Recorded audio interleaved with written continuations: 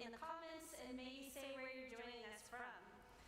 At First Unitarian Church, our mission is to explore the eternal, nurture community, and pursue the common goods. Thank you to our staff and our volunteers who help make Sunday morning possible and all the programming at First Unitarian Church possible.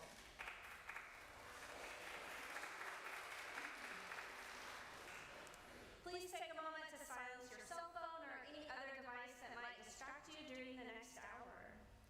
We do have lots of fun and meaningful activities for people of all ages and interests. I'll highlight 2 upcoming events.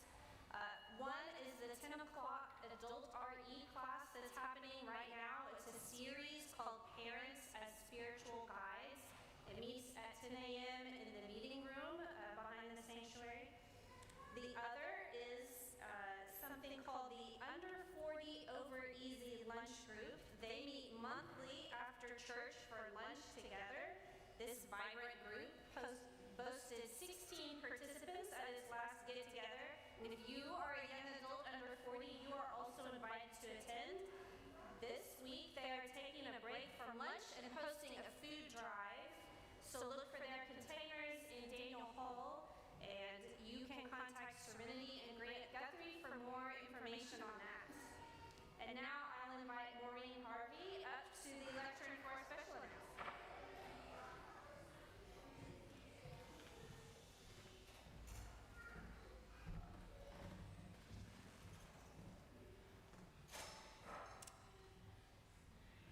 You may or may not have noticed that Voice was planning to have a house meeting event. We were calling it House Meeting Palooza.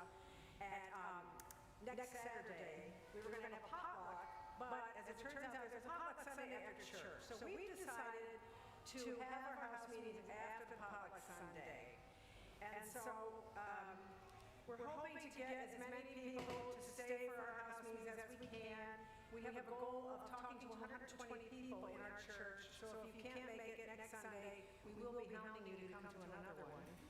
Just saying. You can sign up on the newsletter. There's a link. There'll be a link on the Facebook page. Or send me a message if you want, mharvey5@cox.net. But we'd like to get as many people there. And the point is, we want to know what's keeping you up at night. We want to know what you're worried about. We want to know what's putting pressure on your families.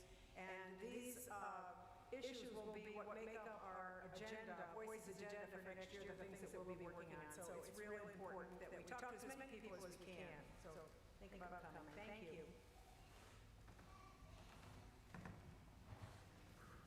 More information about that event and other upcoming events is available in your order service, the weekly newsletter, or on the website. And as you're looking at the order service, notice the QR code here. If you're not already on the church's newsletter mailing list, you can scan this QR code to be added. Now, we're going to take a short moment to share our welcome with those sitting around you, so please.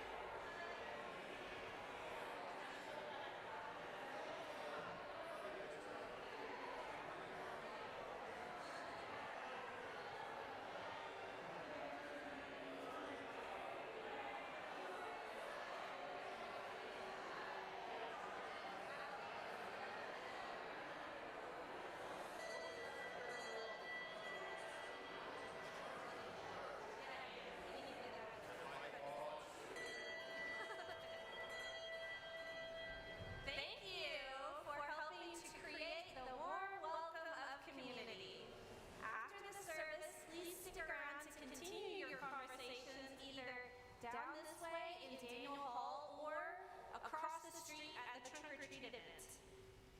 The flowers on the altar table this morning were given by David and Carrie Moore in celebration of their 18th wedding anniversary.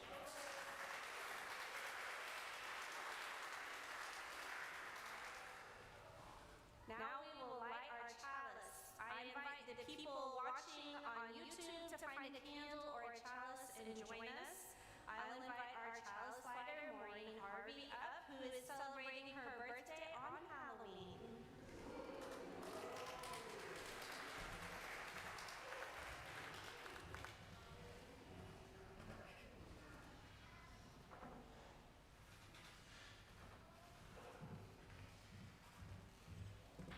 We light our chalice in Midtown, Oklahoma City, on land that was home to first Americans, including the Apache, Caddo, and Wichita, on land that was taken from the Muskogee and Seminole and other removed and relocated peoples. Our chalice lighting words come this morning from this book, Lifting Our Voices, which is a companion to the hymnal, and it is number 25. Into this home, we bring our hunger for awakening. We bring compassionate hearts and a will towards justice. Into this home, we bring the courage to walk on after hard losses. Into this home, we bring our joy, our gratitude for ordinary blessings. By our gathering, we bless this place. In its shelter, we know ourselves blessed. And now, I will invite you to join me in reading our covenant, which can be found, the words are found in your order of service. Love is the spirit of this church, and service is its law. This is our great covenant, to dwell together in peace, to seek the truth in love, and to help one another.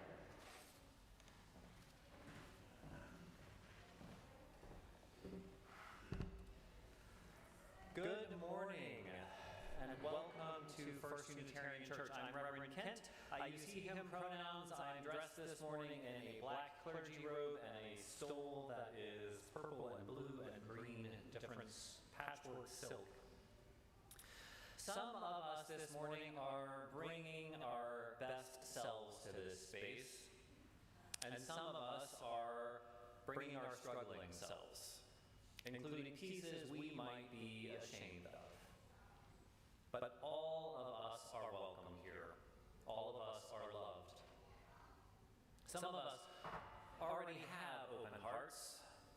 Some of us aren't quite there yet because our hearts have gotten a little beat up this week, or maybe we've forgotten how to trust. Your heart is welcome here. No matter how bruised, we welcome you among us. All of us are imperfect, but we're here to drop our defenses a little bit and trust that what happens in worship is life-giving.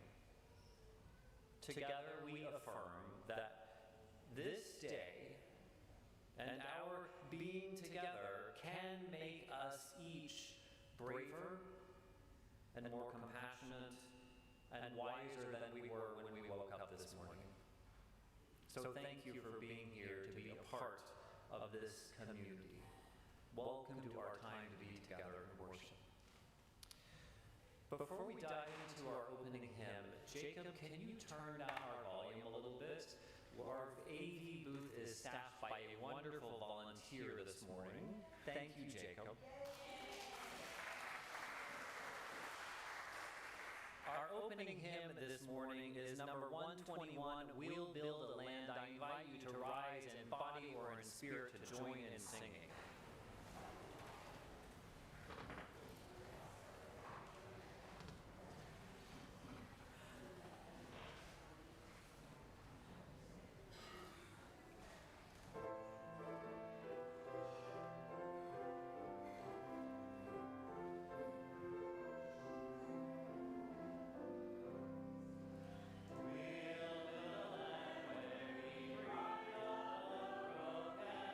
We'll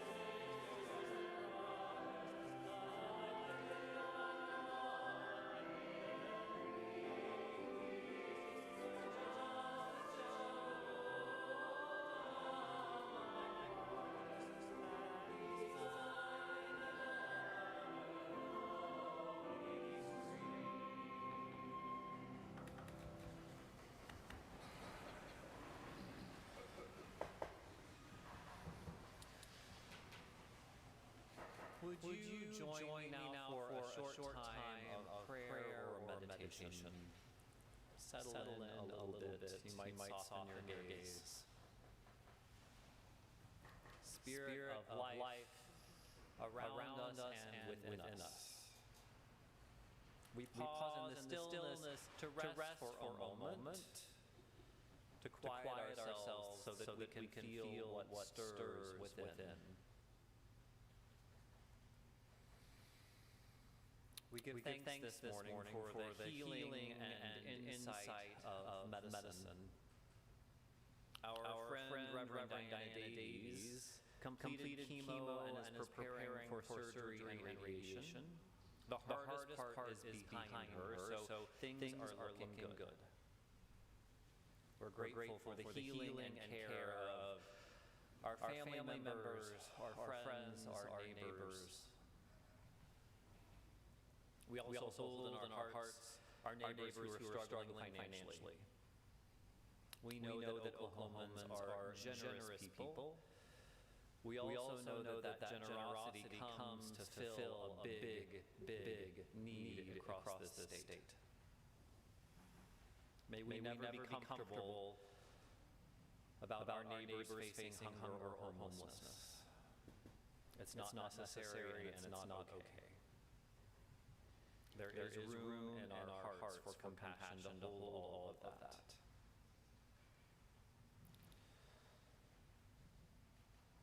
For these gratitude and for these prayers for healing and hope, all this we lift up as our common prayer. Amen. So this is a special Sunday for a unique, actually hopefully not too unique. We're welcoming new members among us. So Mike Givell, Griffin and Patricia Grunwald, Ali Hodges, Amy Langlois, Jeff and Andrea Pixley, would you join us up front up here on the chancel?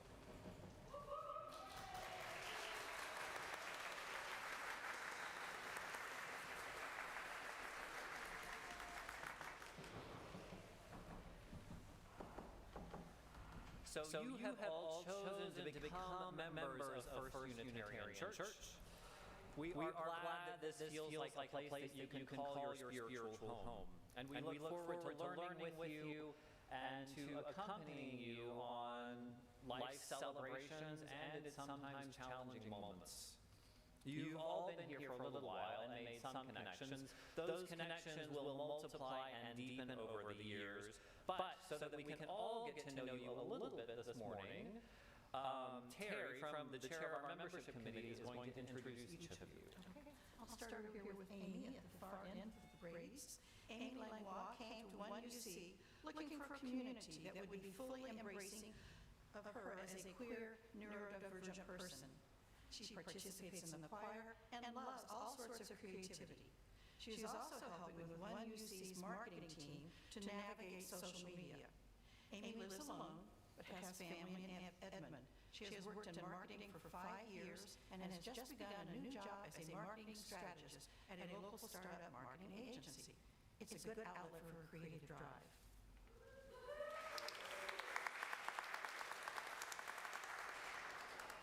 Next to her is Ali Hodges.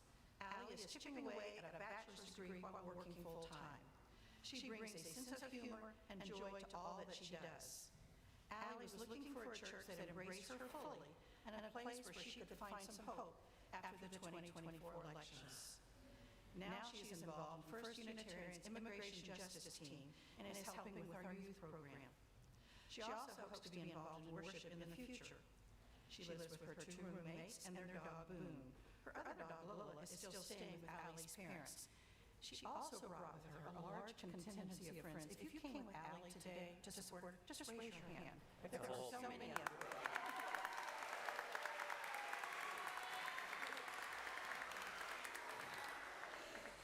Next to her are Patricia and Griffin Grunwald. They were looking for a community of people making the world a better place. They have been involved in the monthly gatherings for the under 40s.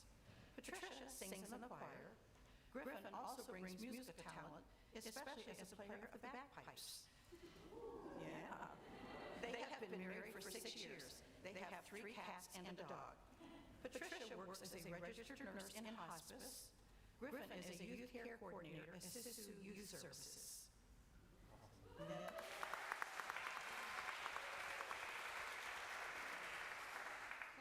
Jeff and Andrea Pixley moved to Oklahoma in 2023. Jeff served in the U.S. Air Force from 1990 to 2025. Andrea was a military spouse and mom throughout. She ran a small business for 17 years as a virtual administrative assistant. They had been members of multiple UU congregations in the past, wherever Jeff's military career took them. They are looking for a sense of community and shared purpose. Andrea enjoys cooking vegan dishes. Okay, and then we have Mike.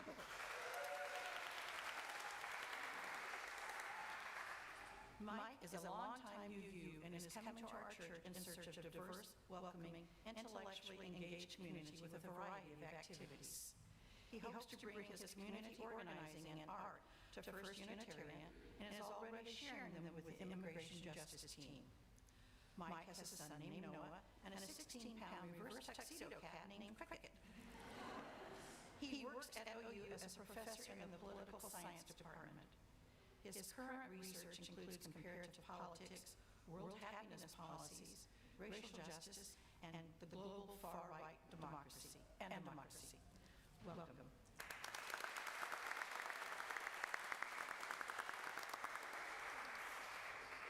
So in our UU congregations, we make no creedal test of membership. There is no test of what you must believe.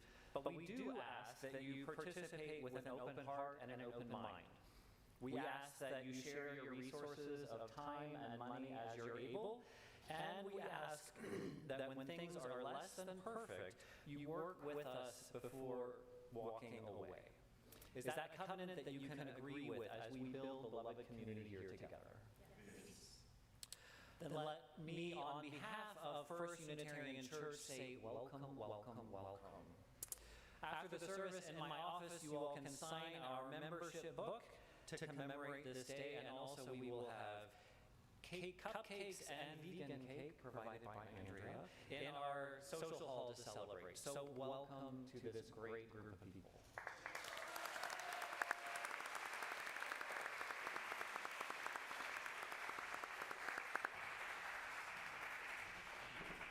And we are all going to be part of that welcome by joining in our responsive reading. It's number 728. This is in honor of our new members and the ongoing commitment of this community. Again, that's number 728 in your great hymnals.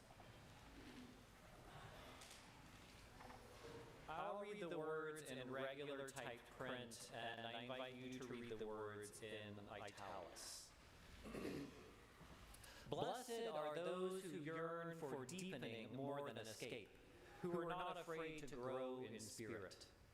Blessed are those who take seriously the laws of the community, who regularly join in celebration and learning, who come as such to minister as to be ministered unto.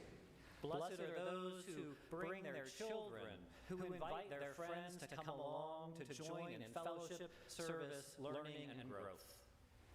Blessed are those who support the church in its work by regular sustaining and generous giving, and to give of themselves no less than their money. Blessed are those who know that the church is often imperfect, yet rather than harbor feelings of anger or disappointment, bring their concerns and needs to the attention of the church leaders. Blessed are those who, when asked to serve, do it gladly, who realize that change is brought about through human beings, who do the work of the committees and stay to the end. Blessed are those who speak their minds in meetings, who can take and give criticism, who keep alive their sense of humor.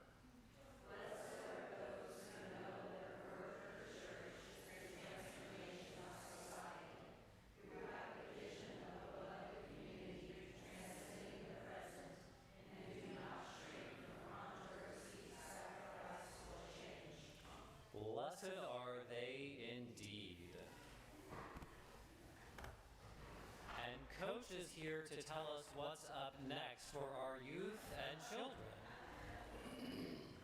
Good morning. My name is Tim Atkins. I serve as your religious educator. And today, my pronouns are he, him, and today I am dressed as Ted Lasso. The almighty Ted Lasso.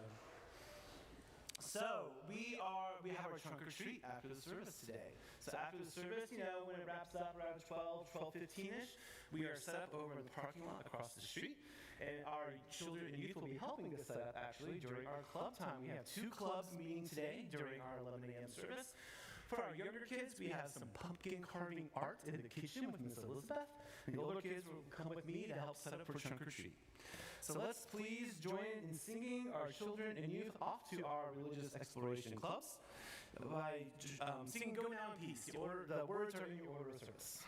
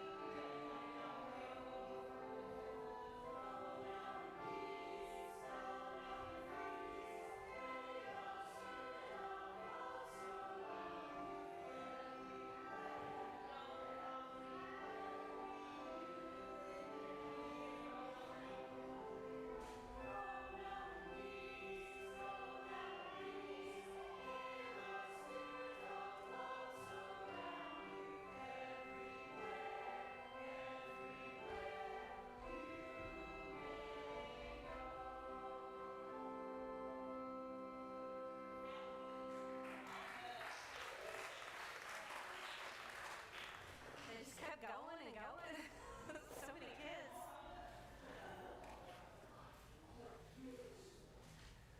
My name's Courtney, and I have our reflection for today, thinking about nonviolence.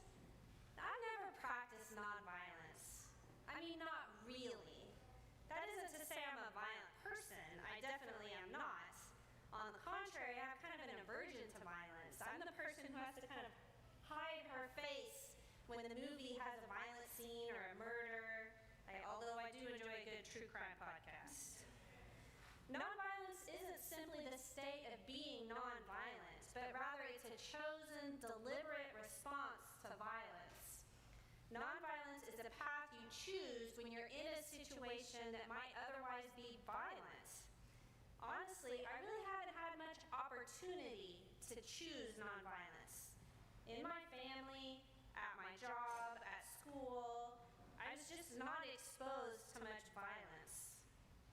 Well, there was one time that I reached for something when I was little, and my mom smacked my hand, and to hear her tell it, the way I cried for a full half hour, it was a pretty serious assault, but that's kind of the extent of it for me. I've thought about nonviolence in an abstract way, and it's easy to imagine myself being the hero of a nonviolent story. I admire Clara Luper and the 13 students who participated at the sit-ins in Katz Drug Store in Oklahoma City in 1958. In Jim Crow, Oklahoma, they prepared themselves to respond to angry white people with nonviolence. Clara Luper said, "Violence creates more problems than it solves. Nonviolence opens the door to understanding and reconciliation." And I agree with that. But could I do nonviolence if push came to, well, whatever it would come to? I really thought hard about this on Friday as I watched The Perfect Neighbor on Netflix. If you haven't seen this, it's a documentary comprised entirely of video and audio recordings. There's no voiceover, there's no narrator. It's mostly police body cam footage. And I won't give away any spoilers, but right from the beginning, you know that somebody in the neighborhood gets shot.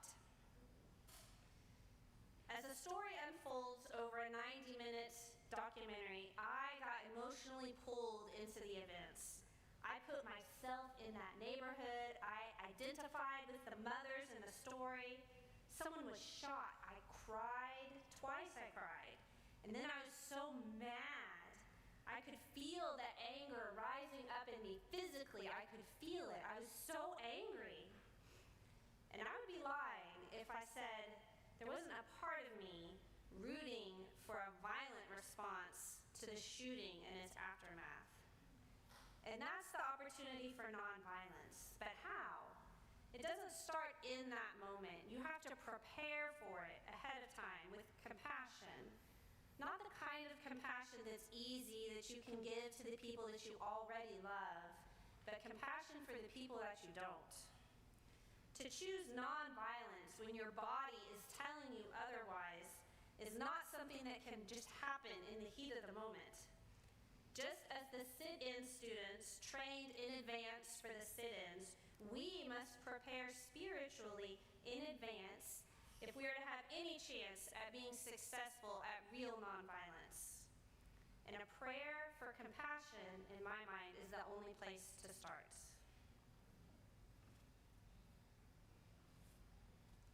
Now, our offering. Generosity is a spiritual practice that we embrace every Sunday when we take the offering. All the cash and designated checks are given to nonprofits doing good work in the world around us. This month, our offering supports OKC Metro Alliance. OKC Metro Alliance helps Oklahomans recovering from substance abuse by providing long-term residential work, recovery, and offering alternatives to people facing incarceration. Their goal is to increase sobriety, decrease incarceration, and recover lives. The current project needing help is the construction of a men's learning kitchen and dining room. As residents graduate and are reunited with their families, newly learned culinary skills are an invaluable resource. As we enjoy the offering music, our ushers will pass the offering cauldrons in the sanctuary. Online, you can make a gift through our website or send a check to First Unitarian. Just write change for change in the memo line. Ushers, please come forward.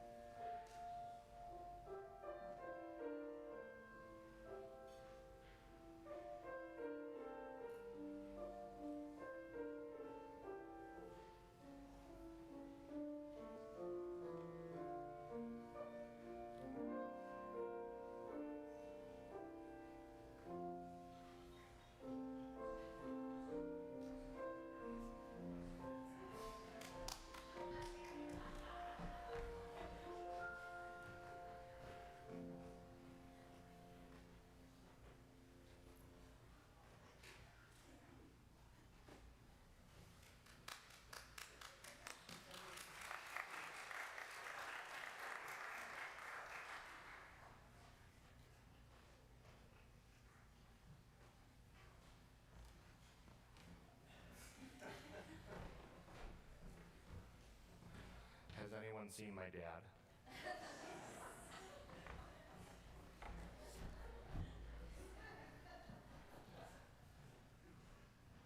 Our reading this morning comes from the Reverend Cameron Trimble. We're being conditioned to shut down, slowly, steadily, and almost imperceptibly. The barrage of cruelty, confusion, spectacle, and spin has a cumulative effect. It wears on our capacity to feel, to care, to respond with presence rather than reflex. We are being trained through repetition to expect harm and then to normalize it. That is the danger of this moment. Not just political collapse or climate unraveling or the erosion of public trust, but the numbing of our souls. Tenderness, then, is not weakness. It is resistance in its most radiant form. Here ends our reading.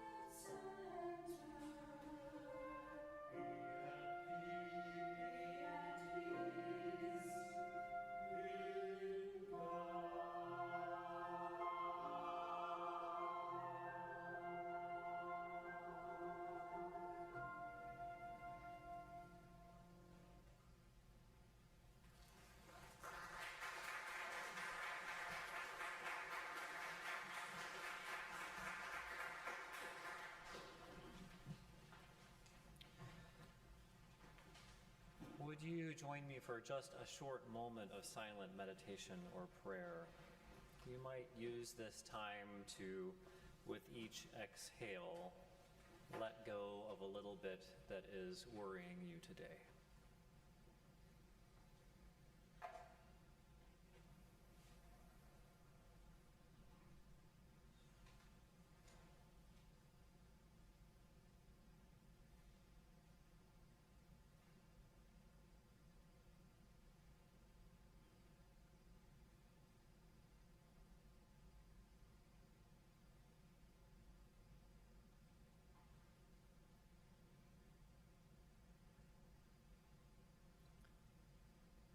Namaste. Amen. Shalom and blessed be.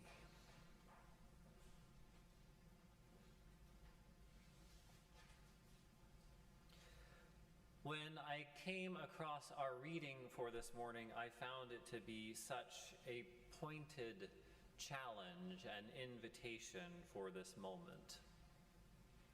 Tenderness is not weakness, it is resistance in its most radiant form.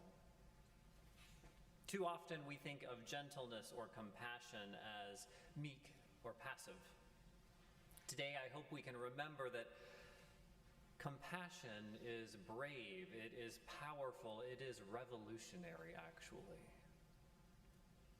A few years ago, the writer Thomas Ricks offered a new perspective on the civil rights movement. Ricks had built a career writing military history, covering the military for the Washington Post and the Wall Street Journal. His book that I read was called Waging a Good War, a military history of the civil rights movement. As it sounds, this book examines the civil rights movement with an eye towards strategy, like a military history. It's presented chronologically in a step-by-step account of the campaigns. The reader is reminded of how incredibly dangerous the work was and how much emotional and spiritual preparation was done for the young people involved. The author suggests that one of the key pieces of military success is knowing who you are, what you want, and what you are capable of. That seems so obvious, but it's something that we so quickly gloss over in our desire to change things. First, know who you are, what you want, and what you are capable of. Reverend Dr. Martin Luther King clarified these points in his very first public speaking engagement in the movement. It was a gathering in preparation for the bus boycott in Birmingham at the Holt Street Baptist Church. King said that first, we are American citizens and expect to be treated as equal members of American society. Second, Black people are simply tired of being abused. And King said, quote, "I want to say that we are not here advocating violence. We have never done that. The only weapon we have in our hands is the weapon of protest." Now, today, in retrospect, we know what unfolded. We know that nonviolent resistance changed the country. But in 1955, the movement was just beginning. And King grounded this movement by offering a clear sense of self-awareness. And it was precisely that depth of self-knowledge and purpose that drove the success of the movement. Nonviolent resistance was at the heart of everything, from how it attracted people and prepared them for action to how it later deployed them in the streets. In the field, the dignity of marchers declining to fight back, even when they were beaten, caught the attention of the media and the nation.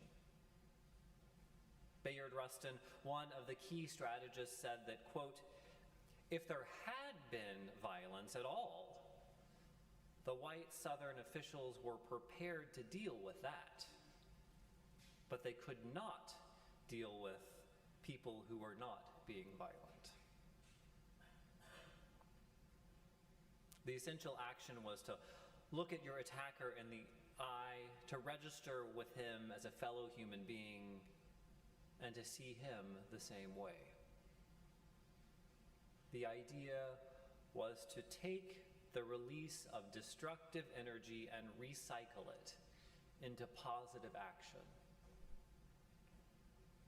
There was nothing passive about what they were doing. They were doing incredibly hard work of transforming hate into love. One of the things that's often missed is how aggressive the strategy of nonviolence is. The movement was militant in its way. It sought conflict with the adversary, ideally making him show the system's true face, not the one that it liked to show the world or perhaps even what it believed about itself, but the true face of oppression, which fundamentally rests on violence. Rather than relying on a few heroic moments or single courageous actions, the leaders and participants of the movement embodied nonviolence as part of their character. Through their faith and rigorous training and trust in one another, they molded themselves into nonviolent people. This week I came across a wonderful Zen proverb that speaks about character and nonviolence. It says that two monks were down by the river enjoying the coolness and washing their feet off, and they saw a scorpion in the water struggling to survive. Knowing that scorpions can't swim, the elder monk scooped it out of the water with his hand to set it on the shore. Of course, as he picked it up, the scorpion stung his hand. Out of reflex, the monk dropped the scorpion, and then he tried again, but faster this time. However, it still stung him and he dropped the scorpion. Then the younger monk brought him a tree branch to help the scorpion to shore. Using the branch, he managed to help the scorpion escape. The younger monk, of course, asked him, "Why didn't you try saving that scorpion when you tried so many times for that ungrateful thing that stung you?" The elder monk replied, "If I enter the water, I get wet.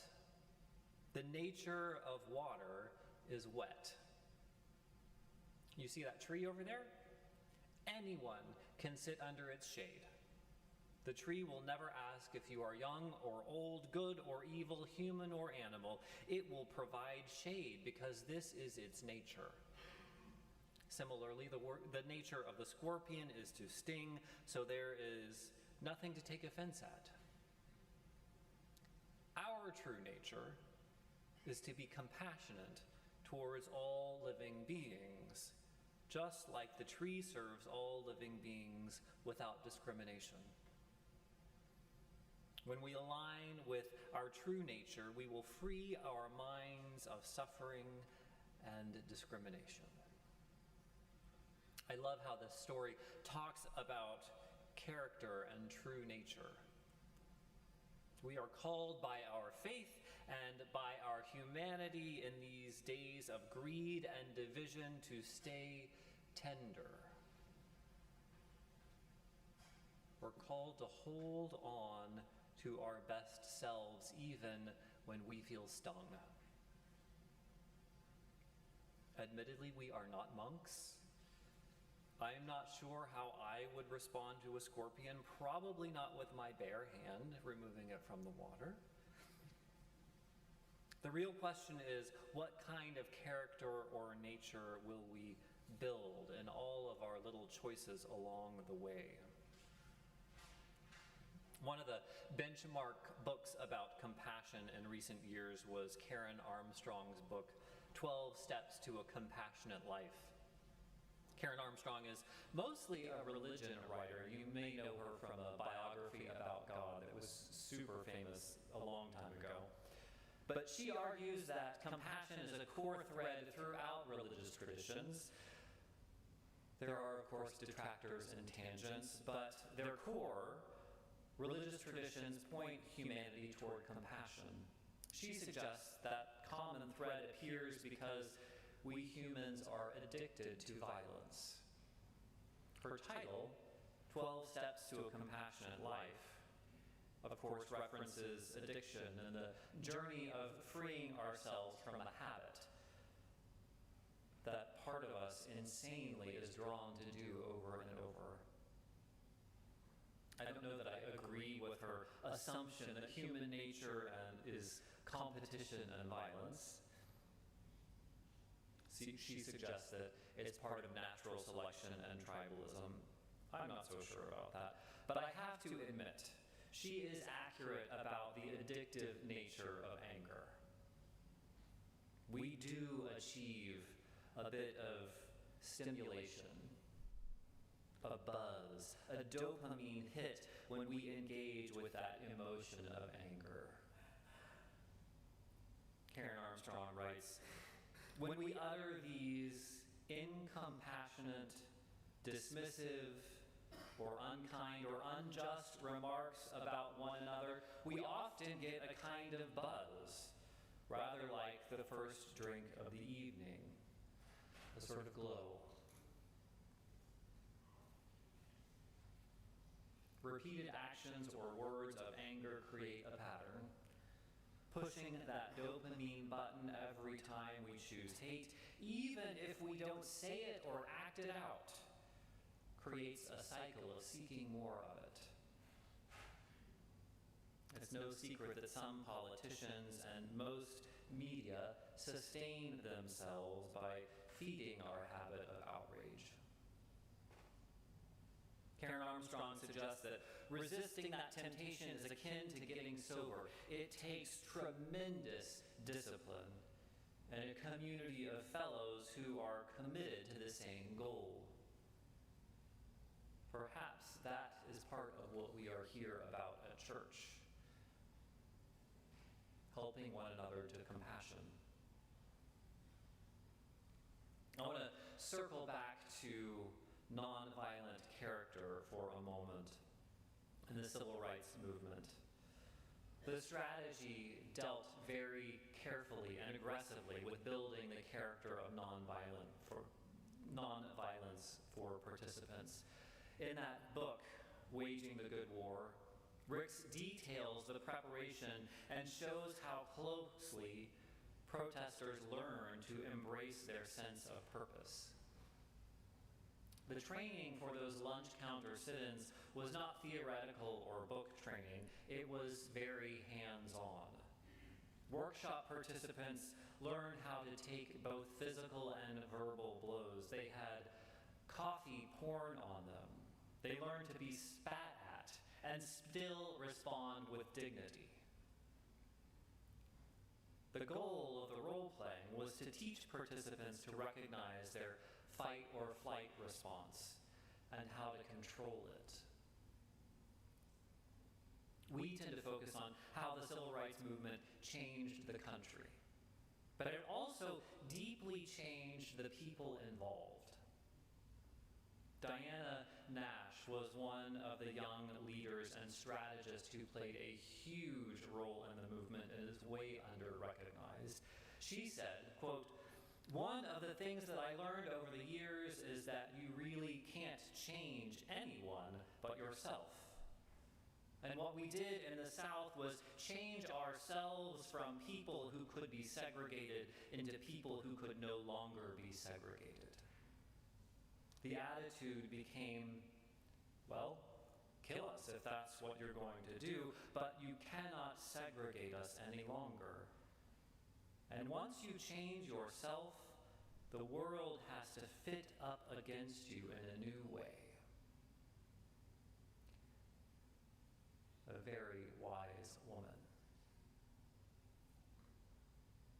On the other side of the globe, a massive non-violent movement changed India and arguably the world. It certainly changed Dr. King. I'm, of course, talking about Gandhi in India. In some ways, his theology around nonviolence resonates with Unitarian Universalism a little more easily than Dr. King's does. Gandhi's nonviolent movement revolved around a concept of satyagraha. It was basically embracing the truth and embracing it with your whole being.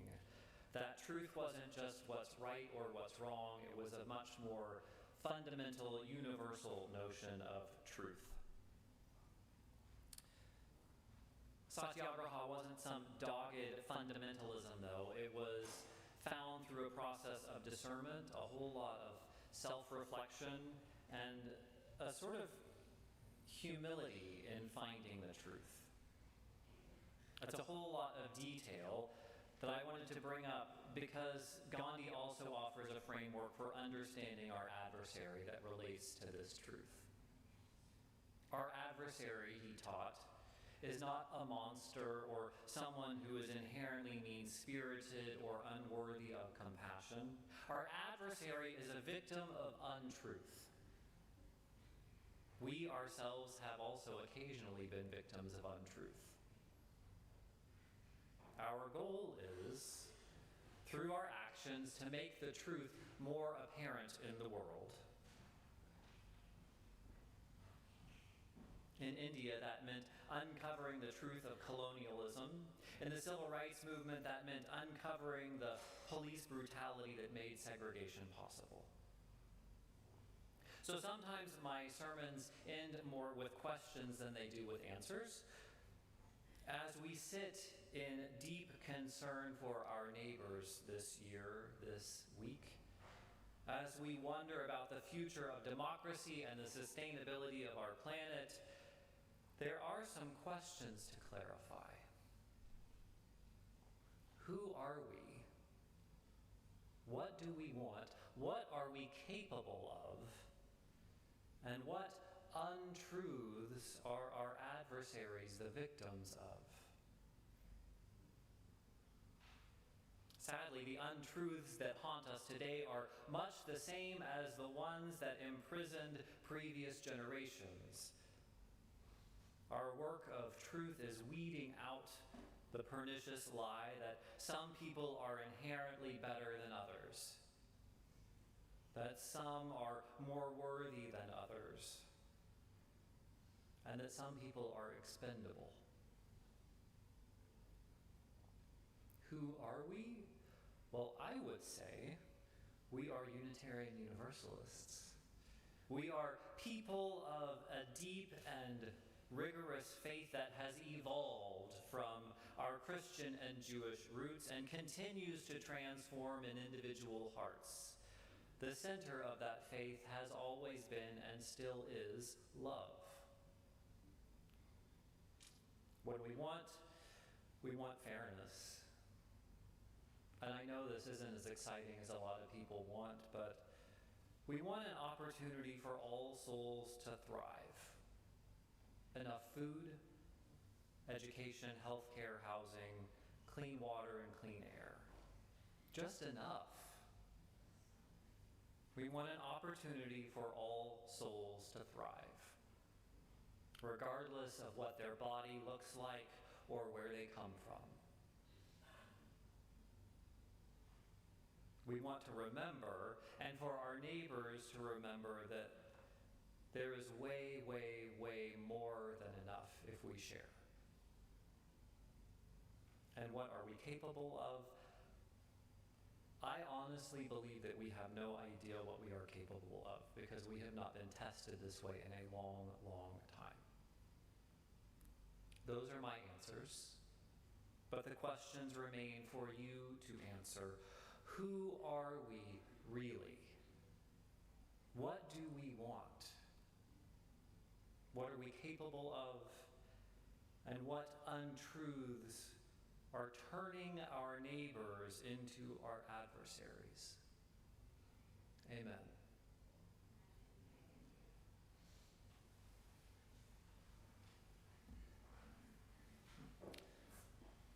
Our closing hymn today is in our green hymnals. I invite you to rise in body or in spirit. It's number 1021, Lean on Me.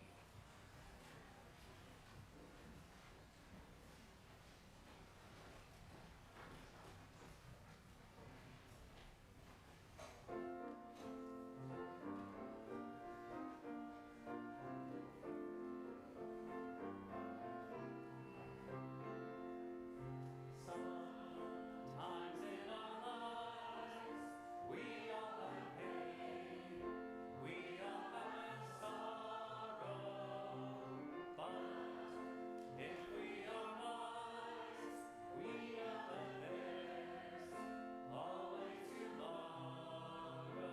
Lean on me when you're not strong, and I'll be your friend. I'll help you carry on, for it won't be long till I'm gonna need somebody to lean on. Please swallow your pride if I have things you need to borrow, for no one can fill those of your needs that you won't let. So lean on me when you're not strong, and I'll be your friend. I'll help you carry on, for it won't be long till I'm gonna need somebody to lean on.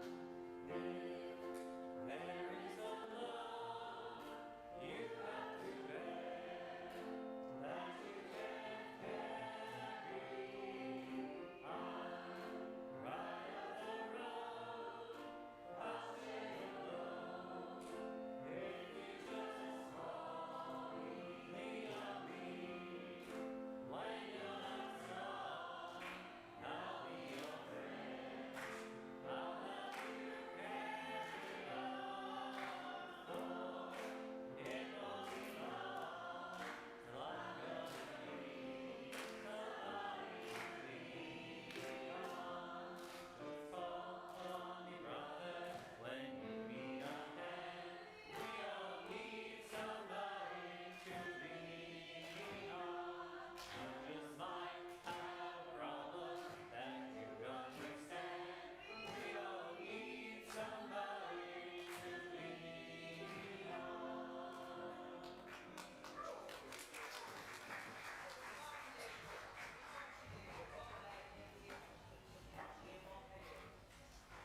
I will invite Maureen Harvey back to extinguish our chalice.